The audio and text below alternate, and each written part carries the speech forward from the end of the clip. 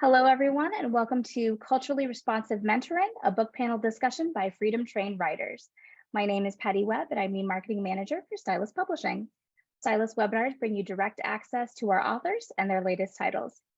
Today, I'm happy to introduce Jeanette Castellanos and Veronica Franco, authors of the book Writing the Academic Freedom Train, a Culturally Responsive, Multi-Generational Mentoring Model.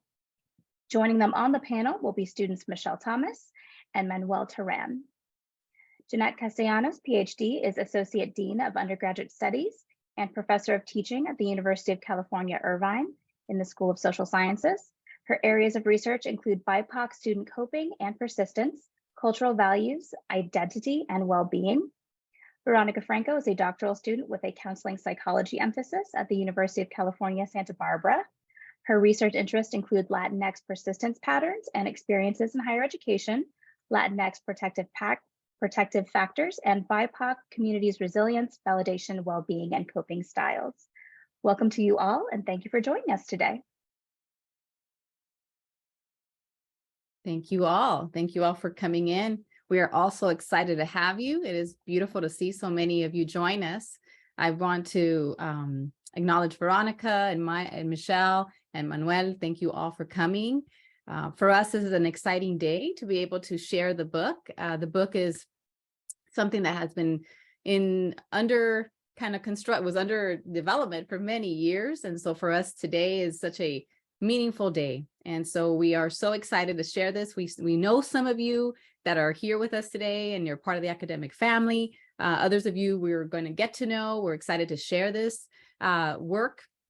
And most importantly, we want to share Michelle and Manny's narrative, right? Their experiences in the Freedom Train and what this has been like for them.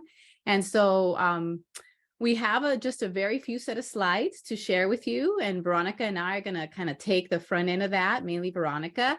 And then from there, we're going to have Michelle and Manny answer a few questions that Veronica and I formulated.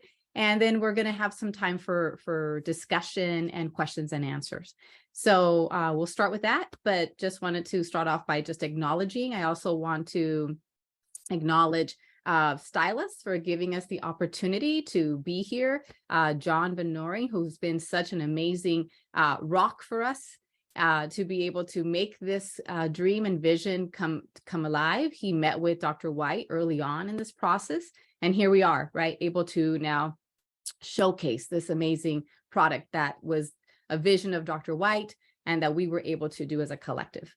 And so with that said, we can go on to the next portion here. Veronica, you want to start a little bit with this and then we can chime in together? Yeah. Hi, everyone.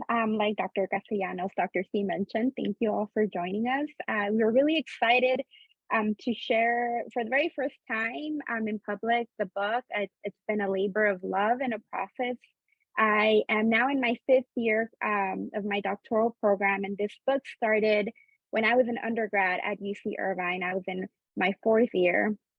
And it was really the vision of bringing to light a mentoring model, right? A mentoring model that really accounted for the representation of students of color, of the intersectionality, and how could we kind of bring that into the field, knowing that it continues to kind of miss students, miss intersectionality and representation of our cultural knowledge and lineage. And so this process really started with Dr. White and Dr. C having a vision, right? A vision for bringing to light through experiential, but also through research, the lived experiences of students that have been part of the Freedom Train, of the mentoring model.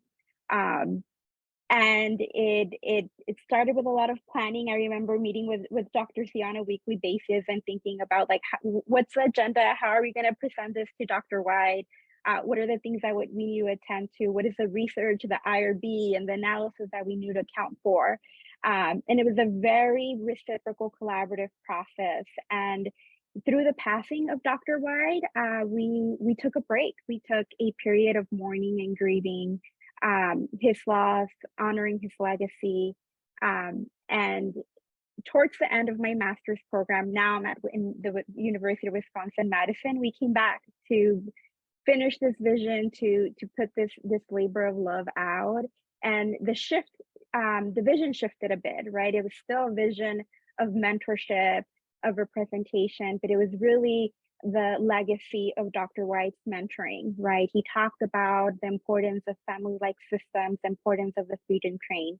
And this book really does highlight, particularly chapter 7 and 8, his legacy and the ways in which he initiated this model, this mentoring model, and the ways in which Dr. Castellanos and so many of his mentors have continued to pave the way forward for students like myself, like Michelle, and like Manuel. Absolutely. I also want to echo Veronica's statements, and I want to recognize Nayeli Chavez and Dueñas and Hector Adames, right? Because they also are part of this freedom train. And we're so honored that they, wrote our forward, that they gave us vision, that they were able to look at the manuscript, they gave us perspective.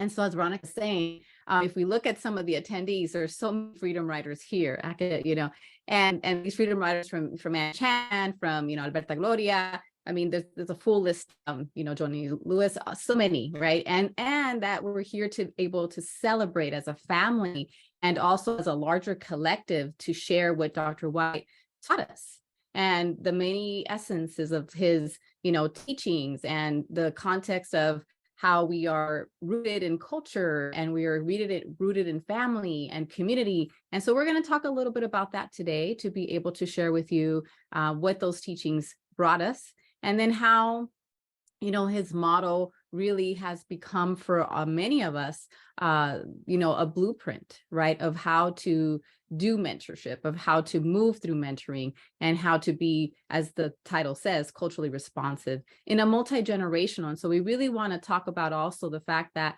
oftentimes when we think about mentoring is seen as perhaps as a one-year program, something where somebody matched you, or maybe it came upon organically, but now that the student has graduated, you may not see them again. And so we really talk about here lifelong mentoring, something really different, I believe, that other people don't really talk about or really act out in.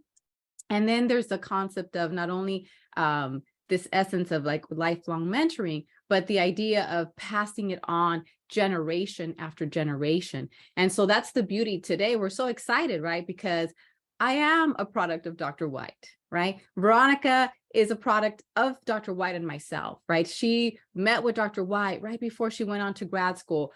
A lot of her teachings come from obviously what he taught me. And then now we have Manny and Michelle, who are also part of this academic freedom train, right? Who are keeping that legacy alive.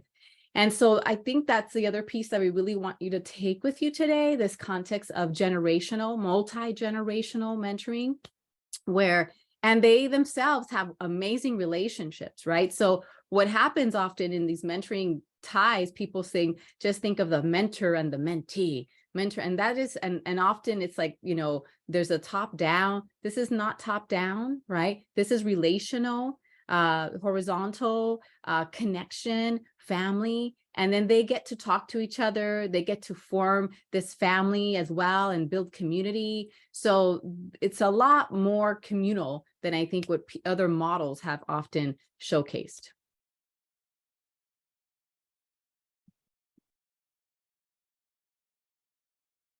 And so really bringing to light the multiracial, multi-ethnic, multicultural M3 mentoring model, it really is grounded in an experientially informed and research-supported mentoring schema. As Dr. C and I were preparing for today, we really thought that the best way we could talk about this model was by showing you what the model looks like in real time and with experience. We were reflecting how I have been able to build a really nice relationship with Manuel, and we were together in the process as he was applying for graduate school, and he's a doctoral student now, and he just did that for Michelle as well, right? And so when Dr. C talks about it's multi-generational, there's a communal, there's a relationship. It's happening in real time, and there are lifelong bonds that are created.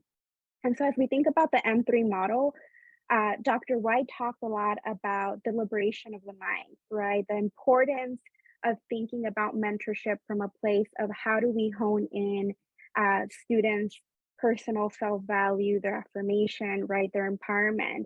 And the ways in which we do that is through social consciousness, right? The recognition of how structures have been imposed in many communities and many of our lived experiences, right?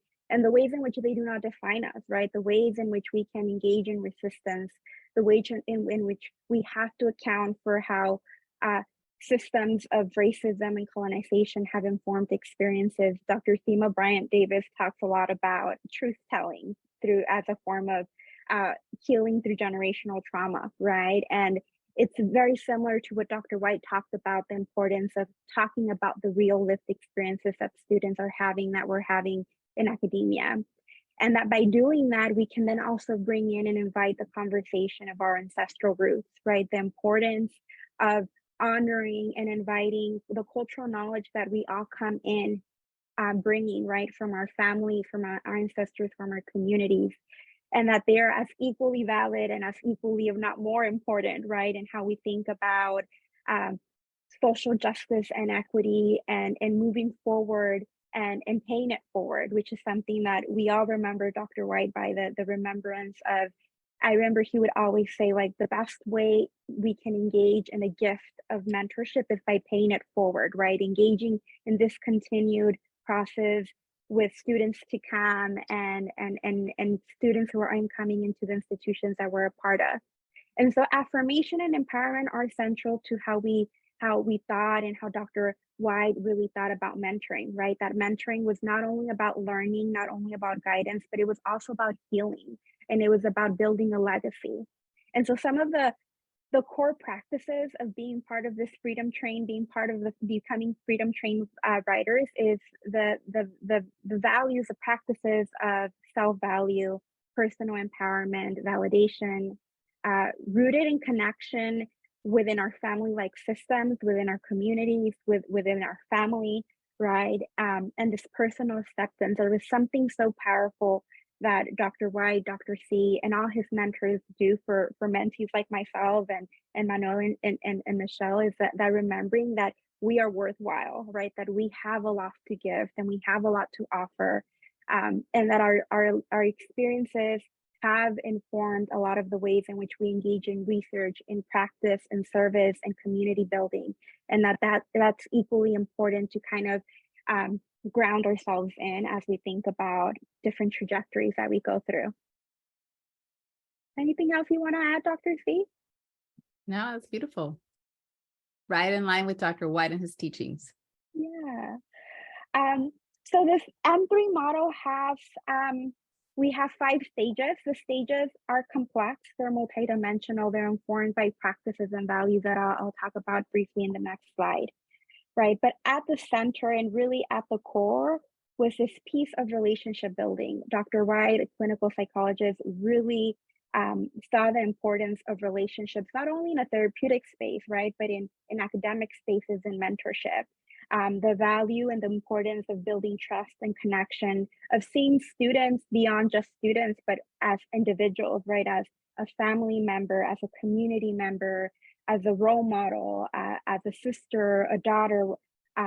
And that was really important, right? That was really important in how we engaged in connection. And so the first stage of the model really brings to light the recognition for us as mentors and mentees in many ways to think about the relationship, right? That the relationship is really the vehicle for guidance and leadership and healing and learning. And that by attending to it in a reciprocal way, right, we can create a lot of magic, we can create a lot of legacy building. And as that is established, we can move on into the stage of creating a game plan. Dr. White and Dr. C often talk about articulating the dream. I have a very vivid memory being a third year at Irvine, being really lost and overwhelmed by, like, what is research? People say it's a research institution. I have no idea what that means. And Dr. C being willing to engage in the conversation around what research means, what research can mean, what the potential it has, but also asking me the question around, what do I want my legacy to be? And really inviting the invitation for dreaming and thinking beyond what I was told, right? That I was told I needed a degree, that it would give me more access, but really this mentoring model, this M3 model talks about how do we invite the impossible into the possible, right? How do we think beyond just moving from a place of survival to a place of thriving, to a place of creating social change, of engaging in that social change? And so as we articulate this plan, right, this plan can mean engaging in research. It can mean taking another year to prepare your academic portfolio for graduate school. It can mean graduate school. It can mean law school, right? There's a lot of flexibility, and it's not so much around what it is, but the process of engaging in that game plan, right? In that goal setting of articulating the dream that then can inform, right? These spaces. Something that we talk a lot about in the book is the experience of being a first generation student, something that we're seeing across institutions, right? And the need to really engage in conversations of what this dream can look like, right? What it means to be the first in a family to enter an academic space, right? And what are the requirements that we need to meet, right, for graduation? But what are all the things that we can engage in, the extracurricular activities, the research that can move forward movements that are happening within institutions and within our communities? And so as we articulate the game plan, we move into the stage of opportunity building. And this is really a moment where mentors step in relationship with mentees, right? And we talk about what are the ways in which we can continue to engage in this hands-on learning, right? In this way of inviting opportunities. So this can look like mentors inviting mentees to co-present in a panel like today, right? Or it can look like inviting someone to write a book with you, like it happened today as well, right? It can look like attending a conference, right? Or guest lecturing. There's different ways in which we create opportunities and we build on a hands-on learning rather than this top-down approach, right? Where we tell students what to do, right? But it's more so we invite them into that experiential space of how we engage in learning and in building opportunities and engaging in spaces, right? Academia is a very unique space, right? There is values and there's cultures and there's different environments that come into play. And so helping students or mentees come into the space, talking about it, processing is a part of that opportunity building, right? Part of that socialization into spaces. And as we engage in that, we can then engage in that conversation of learning the inside game, right? This is really honed in on the idea of like, we have to talk about the system at play, right? And the ways in which our identities, our intersectional identities, our responsibilities outside of academia inform our ability to engage or to disengage, right? And it's through creating networks and systems of family-like systems that we can engage in continued growth and exploration of how we want to navigate, how we want to position ourselves in these spaces. And so as we kind of move through this place of learning the inside game, of engaging in mentorship and peer mentorship, right, and connection building and community, then we kind of move forward to this place of letting go and shifting the relationship, right? And this is really what Dr. C was talking about, of it's not a 3-year commitment, right? It's not a transactional relationship, it's a lifelong relationship with your mentor, with the network, with the community, with the movement, right? And so we engage in role reversal, right? Where we are now in an opportunity as a mentee to teach our mentors, to engage in conversations of reciprocity in ways of how things are shifting or things that we need to account for, right? We move from a place of mentorship to guidance, right? And collaboration and unity in that way. And that it's through these subtle shifts in our relationships that we can continue to engage in really authentic and safety building, right? That allow for the continued progression of the Freedom Train writers. I mean, this model is something that we're talking about now, but it's been in practice for over 60 years. When we were talking about the book, Dr. C and I, we're trying to get numbers of like how many people are part of it, and there's hundreds. There's hundreds of us that live through the values and the principles of what Dr. Wright taught us. That he really cultivated and talked about, that have transitioned through generations, right? And that continue to live in the present and the now.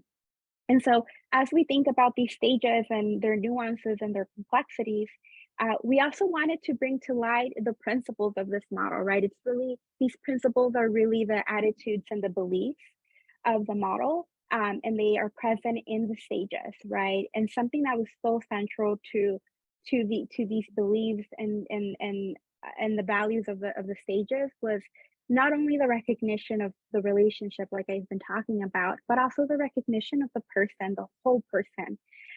So that looked like inviting students' experiences of what it has been like for them to experience the U.S. based on their intersectional identities, right? And how what is the power that they come with bearing from their ancestral lineage, right? It also includes the celebration and the understanding for culture, right?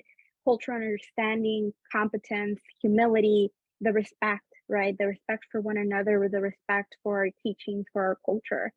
And I think that's what makes this model so unique and different from others, right? That we are saying we got to talk about the thing that's so present for all of us, right? We got to name how our culture and how our community, how our ancestral lineage inform who we are, inform how we navigate spaces.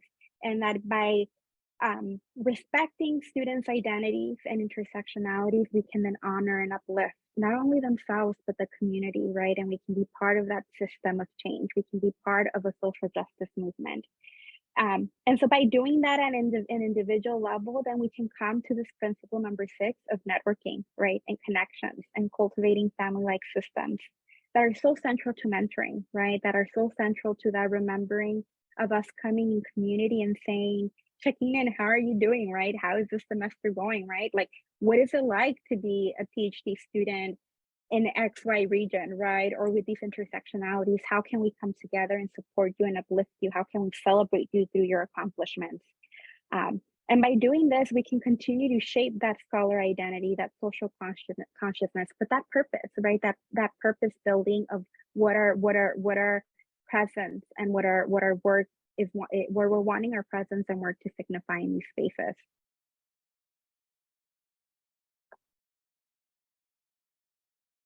And so this is a part where we Dr. C and I are really excited to invite Michelle and Manuel, and maybe we can get started a little bit by them sharing who they are, and then we can get through some of these questions as a way of really bringing to light the stages and the values of the model.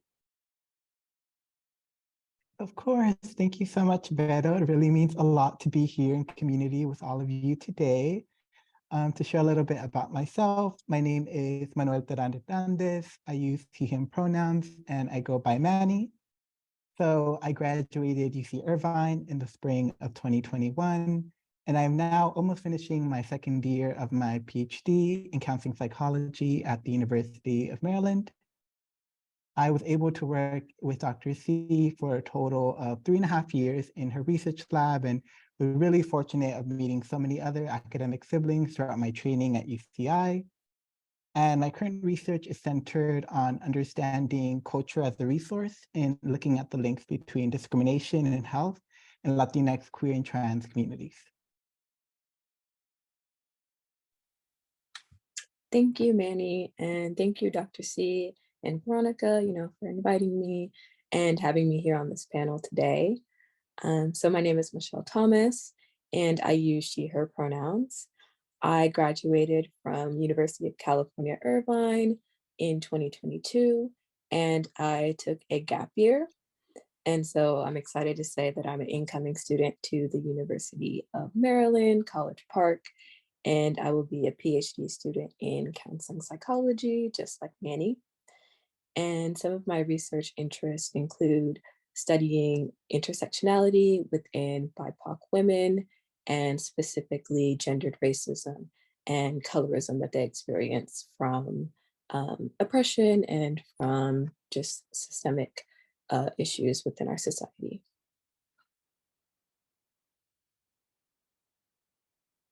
Thank you so much for joining us, Manny and Michelle. Dr. C, would you like to get us started with maybe honing in a little bit or talking a little bit more about what it means to be a Freedom Train writer? Sure. Thank you so much. So this is probably a good time. I know that we introduced Dr. White earlier, discussing how he was and is still so instrumental in our lives, and he is the force behind the academic freedom train. But I do also want to say a little bit more about him, because I know that there might be people who may have the book, but may say, who is this amazing, Dr. Joseph L. White? And so we'll start with that just a little, to say that, as Veronica has indicated already, he is a clinical psychologist. There's a story that Dr. White would share all the time, that he'd say, when I went to grad school, I didn't see a person that looked like myself when I was getting my PhD. So there were not a whole lot of people who were Black, who were Black males, right, and pursuing these doctoral degrees. And so he would say that that by the time he finished, he would look at himself in the mirror, right, and he'd say, finally, I could see somebody who is a Black psychologist. And he would tell that story quite often, right, that all along his trajectory and his journey, there was not a whole lot of people, right, that he can look to. And in many ways, he was a giant. Dr. White was somebody who was a master, I'd say, long before his time, right? He saw what things had to be done before people were even talking about them, right? So when you look at Dr. White's academic portfolio, we'd keep that word, right? We would find that Dr. White, was the first who talked about Black psychology, right? There was somebody who already was seen as the father of Black psychology, but he is somebody who's seen as the godfather of Black psychology. And in the 1970s, his famous Ebony article was what really brought back, right, the study of ethnic psychology.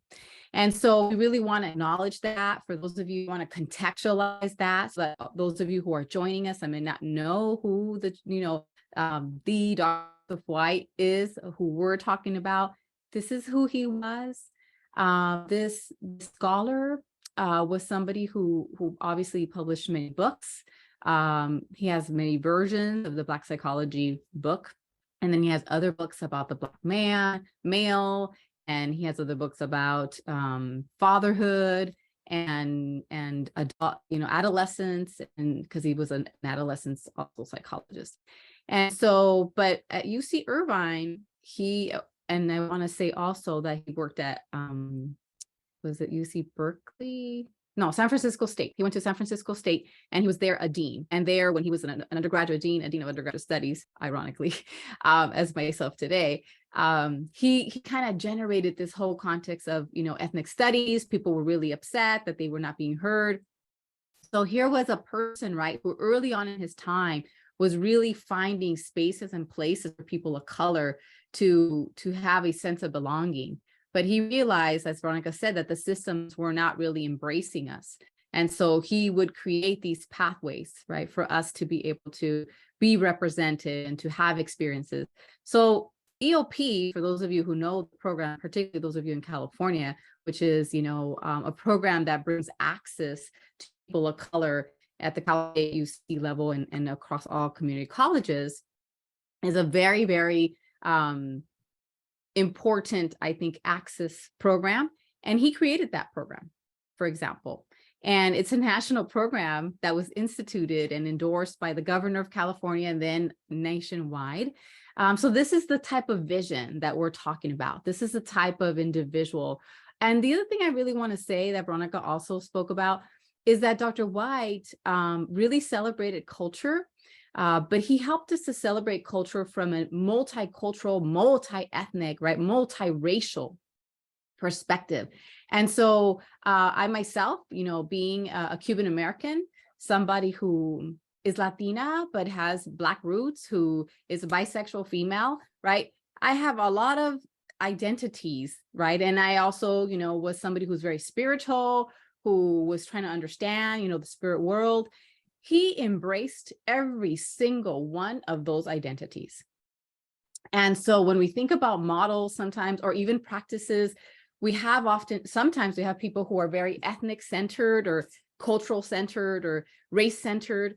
He was not that man, right? He was a man who celebrated culture, but who was inclusive, right? And that's part of the beauty of the Freedom Train. The Freedom Train is made up of a bunch of people of all colors, races, genders, ethnicities, sexualities, right? You name it. And so when you asked me, Veronica, tell me a little bit about the Freedom Train, I wanted to start with that, right? I want to start with, honoring Dr. White, giving that voice to who he was and helping people understand how he made this Freedom Train come to fruition, how inclusive he was, how the dream was about bringing people. And every time, and at the end of the journey when he retired, which he retired when I actually finished college, which was back in 1994, imagine that. He didn't retire. He kept mentoring, right? And he kept bringing people in, and he would tell every student, I'm just adding you to the caboose. Come on. And there's so many sitting in those cabooses. I mean, there's like, it's infinite. And now you continue to see those cabooses, more and more, because each of his mentees, my mentees, Manny's mentees, Michelle's mentees, Veronica's mentees, they will continue to add the cabooses. So for me, the Freedom Train has been a life journey. It's been a place and space where I have created community, right? So when I look at, the people who are here today, right, I look at this list, right? I just go through the attendees and I'm like, oh, wow, I feel so close to so many, right? We have students who are in the group that are here with us. We have mentors, that I mentioned, like Alberta Gloria, Patricia Redondo. Then we have siblings like an Ann Chan, right?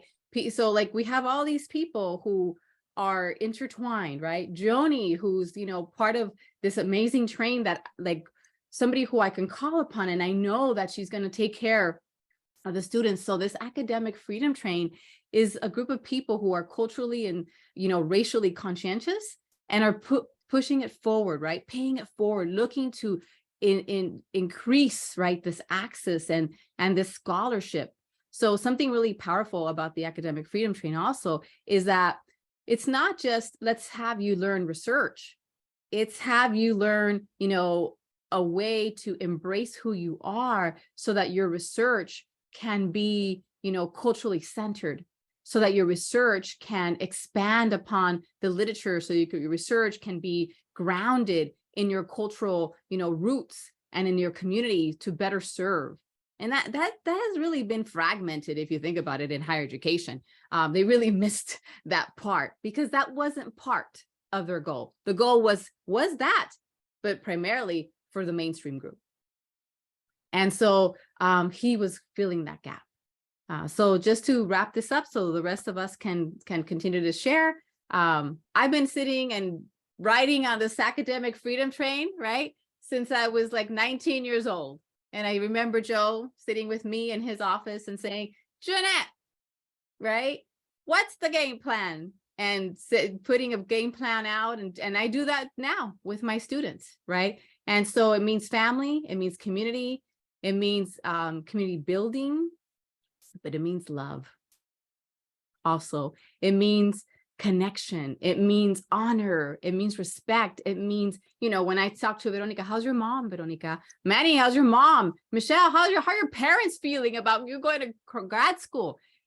It's not about just the school and academics that often people focus on.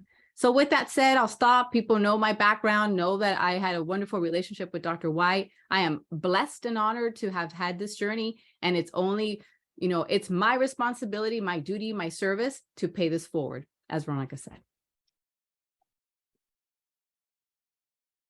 Thank you, Dr. C. Michelle, would you like to tell us a little bit about what it means, what the Freedom Train does for you and what it means? Yes, of course. So for me, the Freedom Train meant having a future. When I was in undergrad, I was really, really lost. I didn't know what I wanted to do or how I even wanted to get there. And I joined the lab through a phone call. My friend Deja called me. She said, hey, I know someone who knows this professor and she has a lab and she's going to get you into grad school. And I was like, all right, sounds great. And it was as easy as that to join this family that has provided me with the resources and the tools to be able to have an amazing future and to be able to impact other people's futures.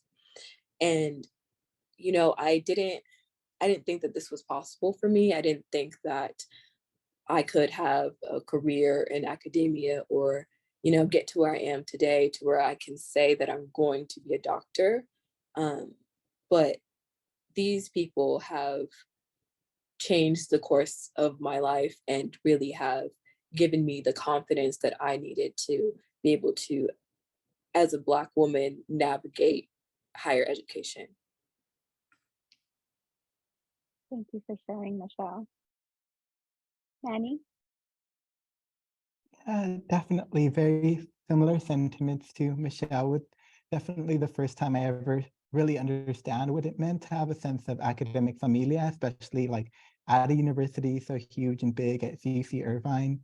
And it really means a lot to even know that we're able to acquire these gems of knowledge and wisdom and being able to get that from our older academic siblings and passing it on for future generations to come.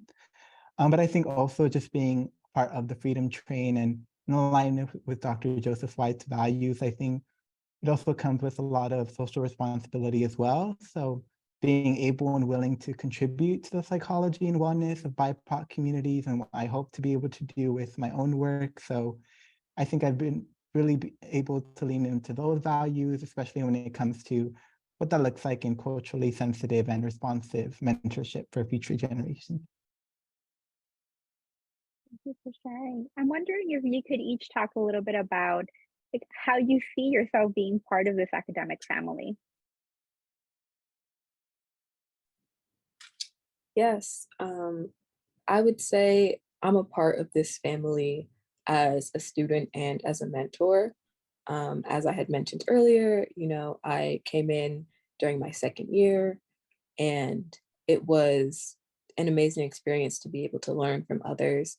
But after my second year, I was able to have a course assistant position and be able to mentor students coming up and telling them my experiences and being able to show them how to surpass me, and how to just get everything that they've wanted in their life. And so having both of those roles has been really eye-opening and really insightful.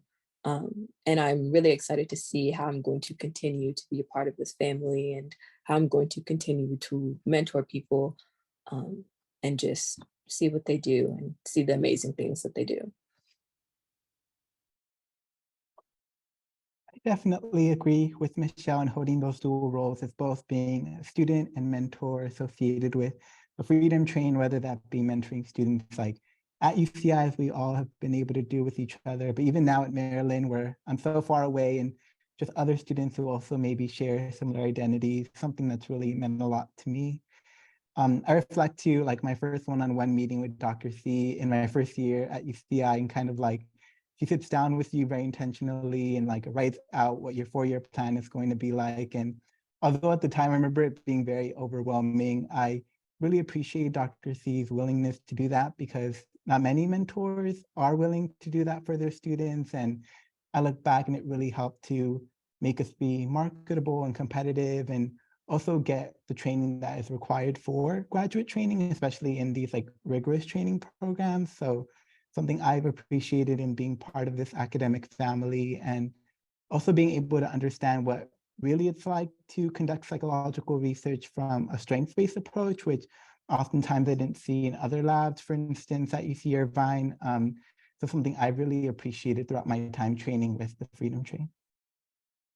Yeah, thank you so much for sharing. And I also want to list how in being part of this academic family, this piece of being mentors, right, and mentees, but I think also peers. As I'm hearing you all share, I'm reflecting on how I'm spending my weekends working on dissertation.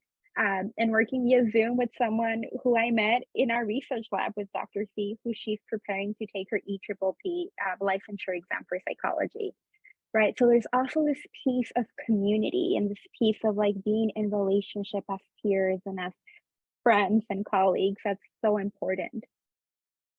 And I think this is a nice transition to ask you both to share a little bit about like what works best with this type of mentoring, with culturally responsive mentoring. I think what works best with this type of culturally responsive mentoring, as we've been able to have discussions about, especially in alignment with Dr. White's values, especially being able to have meaningful conversations with mentees, especially when we think of mentees of color in like historically white training programs or graduate schools. A lot of these conversations around racial ethnic identities, around collectivism, ancestral wisdom, especially when we frame it in the context of the foundation for our academic journeys. I think that's been something that's been really helpful, especially when we think of like myself right now in the middle of my graduate studies.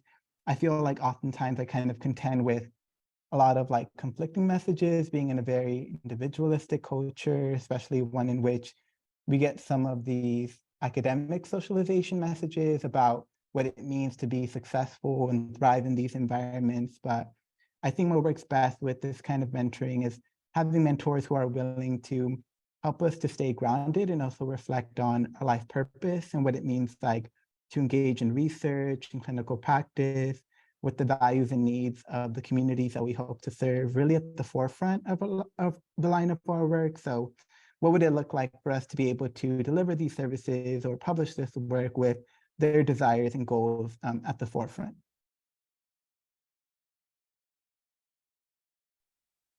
Yes, very similar to what Manny has said. I think what works best is comfortability wearing different hats. As Veronica and Dr. Steve were talking about earlier, we mentor from a holistic approach. And so being able to build students' confidence and provide resources and empower them to continue working and to be scholar activists and um, just to attain their dreams, it requires being able to hold different positions and to be able to have your students be supported in ways that may not always be conventional. So not just supporting them professionally, but also personally. Thank you for sharing. What have been some of the most powerful lessons that you've all learned throughout this mentoring approach?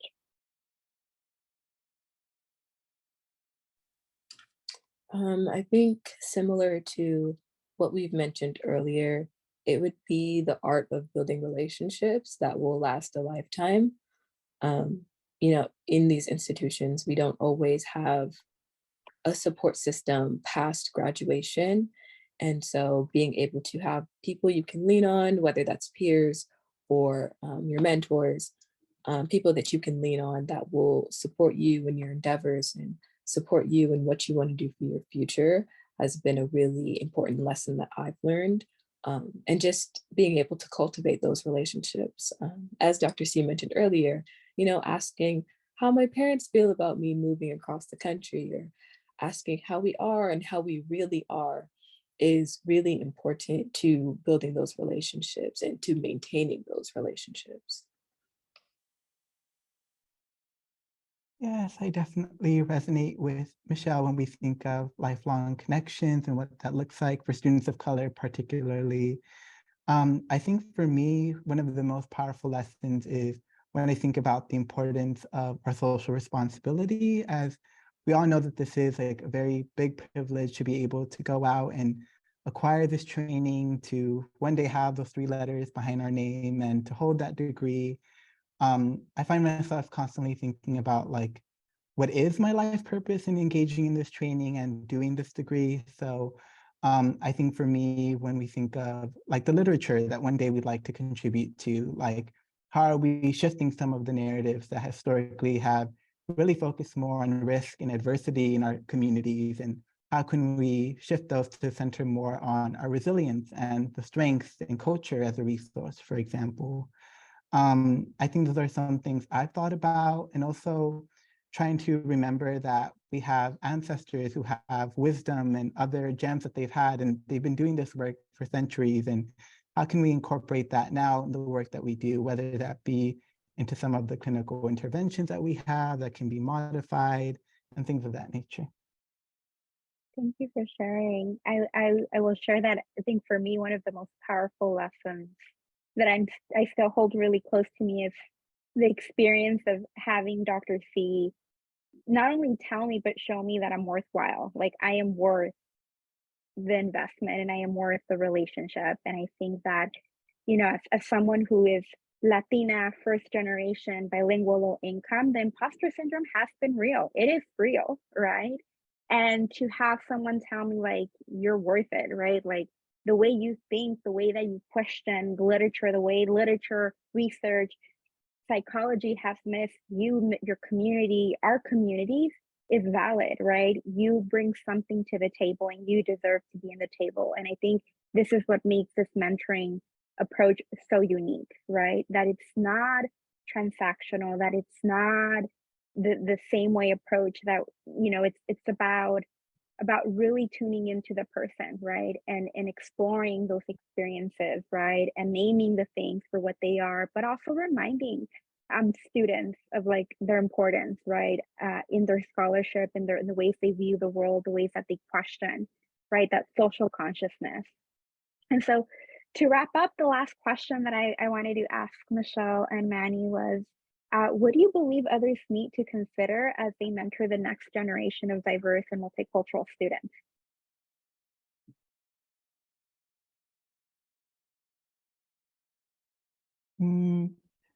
For this question, as someone, again, who is like right in the middle of their graduate studies, I think something that mentors who are mentoring the next generation of diverse and multicultural students is maybe in a way trying to reimagine or advocate for more safe living and also training environments when it comes for graduate students, especially those of us who are students of color with multiple marginalized identities, and those of us who are in historically white training environments, especially rigorous ones.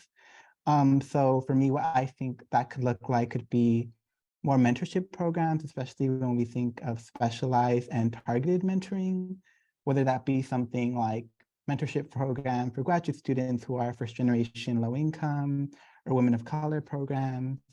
But I also think of, for those of us who are graduate students, like more livable wages, especially other programs that really support our financial wellness. And also I just think of maybe some kind of reimagining when it comes to the ways in which we are evaluated, given that maybe some of the evaluative practices that have been used for students of color have been maybe a little historically problematic or not in alignment with our cultural values or our community cultural wealth. So I'm thinking maybe ways that those can be reimagined as well, and something that I think more programs and mentors should really take into consideration.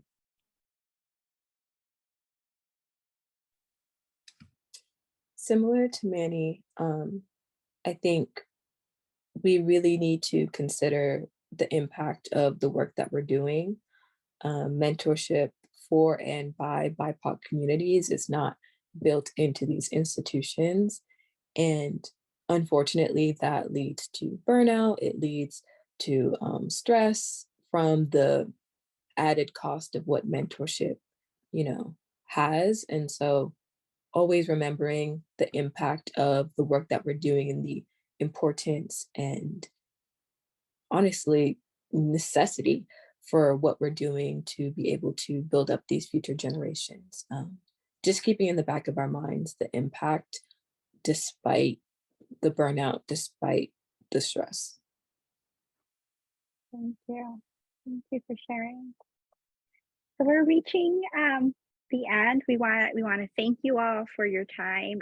We also wanted to be intentional and leave a few minutes to answer questions, to be in dialogue and conversation. So I'll stop sharing so that some of that community building can happen.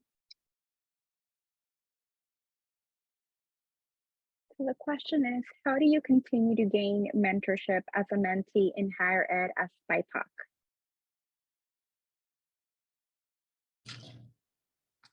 Well, I think it first starts off with building connections.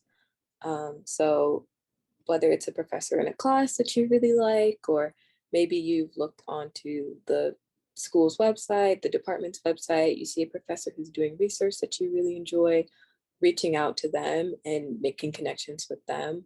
And also like with your peers, looking at what they're doing, what professors they're talking to, and really beginning to start those conversations and starting to build those relationships. And I think from there, the mentee mentorship relationship begins. And you're able to get the support, resources, advice that you might need to be able to continue your academic journey.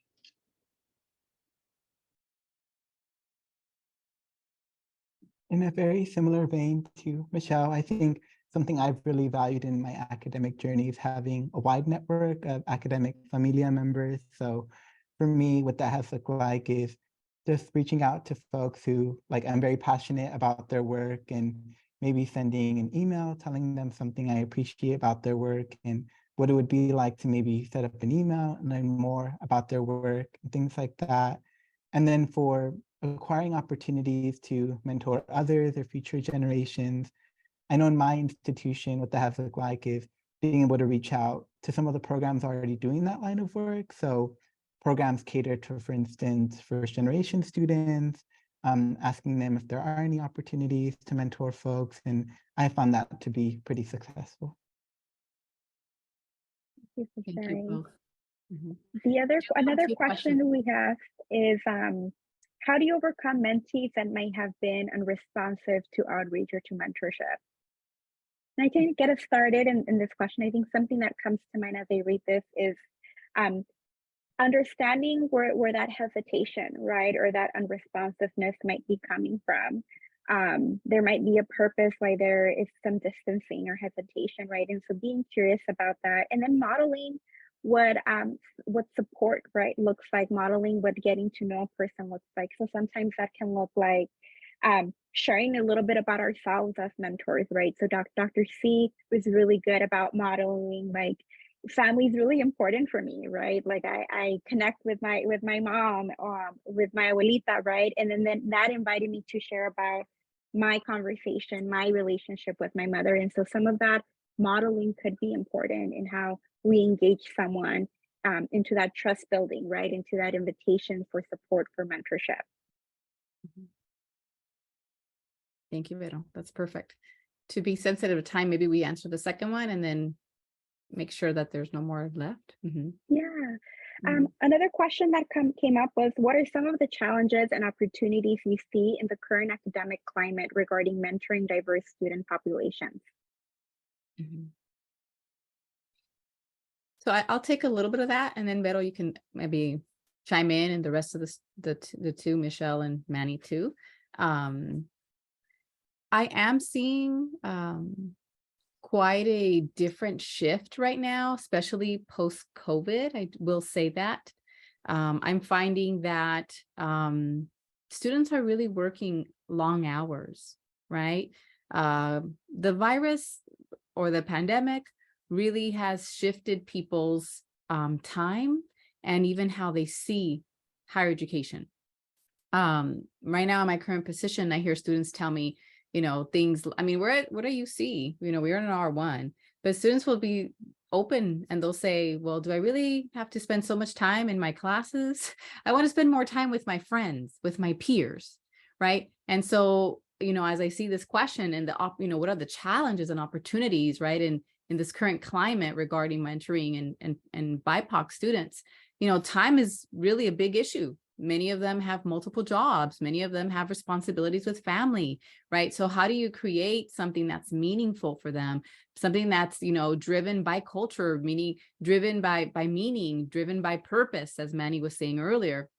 So it's really being able to connect that degree, that experience, the mentoring relationship for them to then be able to bring them in, right? Even that question, the one before with Veronica, how do you, keep this outreach? How are you effective with outreach?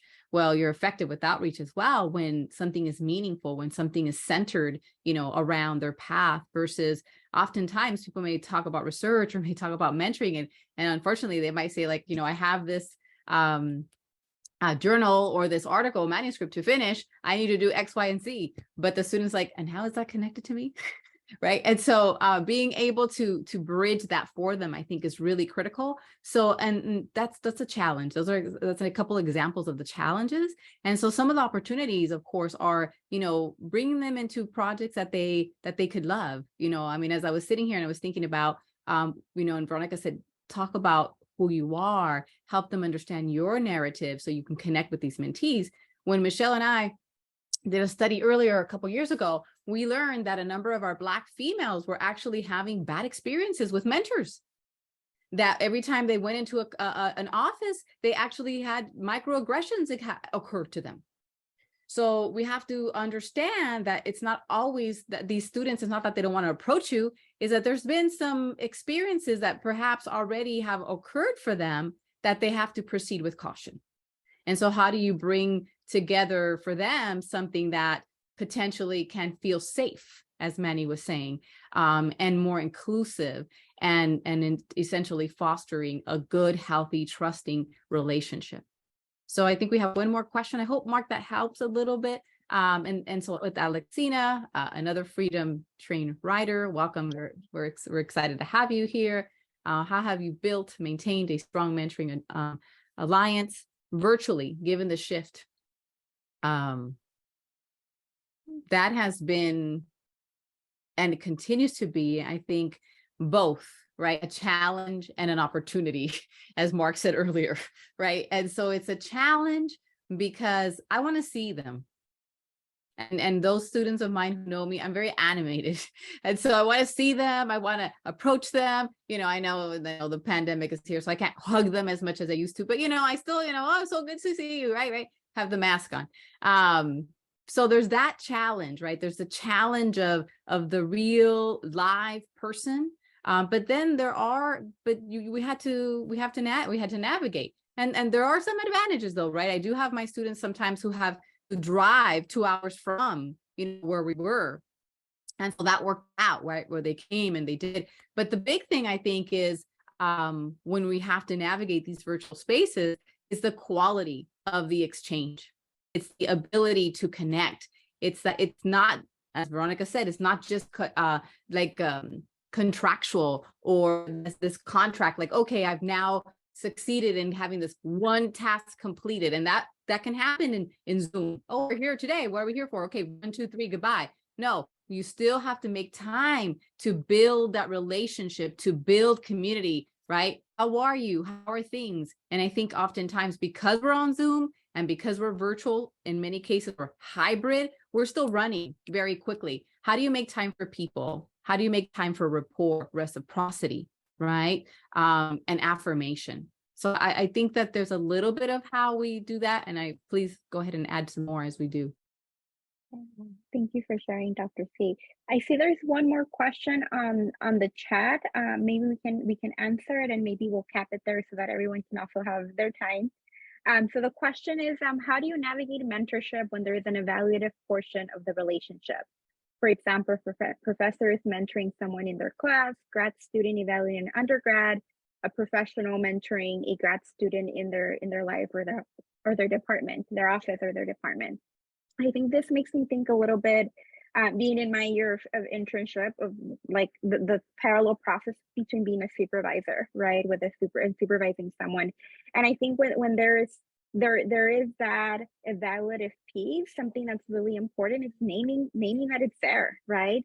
Putting it at the forefront, that power relationship, the power that exists in that relationship, right? And the ways in which it might inform, the ways in which it might come. So keeping it at the forefront through transparency, through engagement, as you also cultivate and model, right? I care about you, you matter to me, not only in this evaluative piece, right, but as a person, right? And so making room for both. And I think speaking from personal experience, when that is named and honored at the forefront, it shifts it, right? It doesn't make it go away, that evaluative piece, but it does create a shift. There's something about bringing in all the pieces that come into a relationship as a way of building a relationship that can, I think, Michelle, you had talked about, like, that can hold a lot of complexity, right? That can hold a lot of things at the same time. Anything else that anyone would like to add?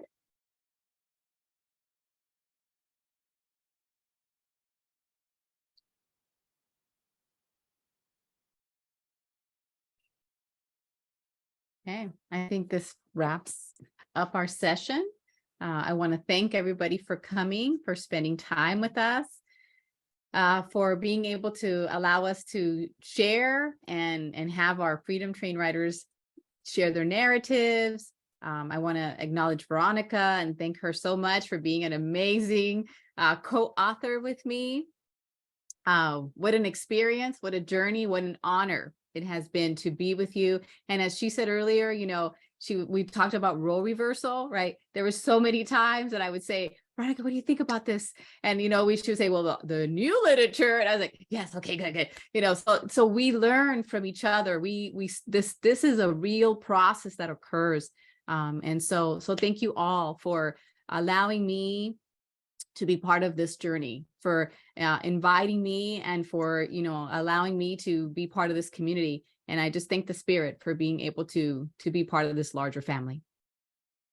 Thank you all.